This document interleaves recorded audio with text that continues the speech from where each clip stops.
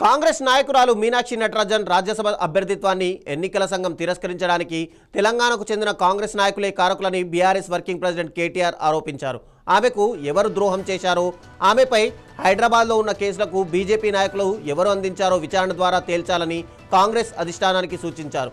కేటీఆర్ విలేకరులతో చిట్చాట్లో పలు విషయాలపై మనసు విప్పి మాట్లాడారు. డబ్బులు చెల్లించిన వారికే కాంగ్రెస్ పార్టీలో పదవులు వస్తున్నాయంటూ ఆ పార్టీ నేత షబ్బీర్ అలీ ఇప్పటికైనా వాస్తవాన్ని ప్రజల ముందు ఉంచారని కేటీఆర్ మెచ్చుకున్నారు. రేవంత్ రెడ్డి వచ్చిన సీఎం పదవి కూడా పేమెంట్ కోటాలో కొనుక్కున్నదే అని చెప్పారు.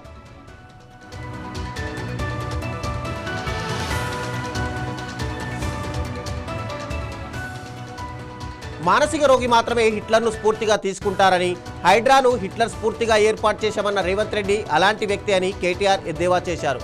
రేవంత్ వ్యాఖ్యలను శ్రీధర్ బాబు సమర్థించడం పట్ల జాలి కలుగుతోందన్నారు. కాంగ్రెస్ సుదీర్ఘ పాలన వల్లే హైదరాబాద్ నగరానికి దుస్థితి దాపురించిందని, ఉన్న సిటీని గాలికి వదిలేసి రేవంత్ ఫ్యూచర్ సిటీ అని మాట్లాడుతున్నారని కేటీఆర్ చురక అంటించారు. హైదరాబాద్ ప్రజల వర్షాల అవస్థలకు రేవంత్ పాలనే కారణమన్నారు. రానున్న ఎన్నికల్లో బీఆర్ఎస్ విజయం ఖాయమని కేటీఆర్ ధీమా వ్యక్తం చేశారు.